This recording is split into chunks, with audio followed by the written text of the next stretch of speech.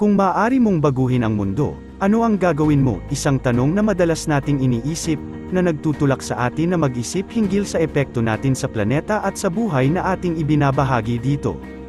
Ngayon tayo ay magsisimula ng isang paglalakbay tungo sa pagmamalasakit, kalusugan, at kaayusan. Maligayang pagdating sa Vegan House, ang space kung saan natin susuriin ang malalim na benepisyo ng veganism, at kung bakit ito ang isang pagpili na maaaring baguhin hindi lamang ang ating mga buhay, kundi pati na rin ang mundo sa ating paligid. Ang ating planeta ay tahanan ng isang balanced and delicate ecosystem na umaasa sa harmony.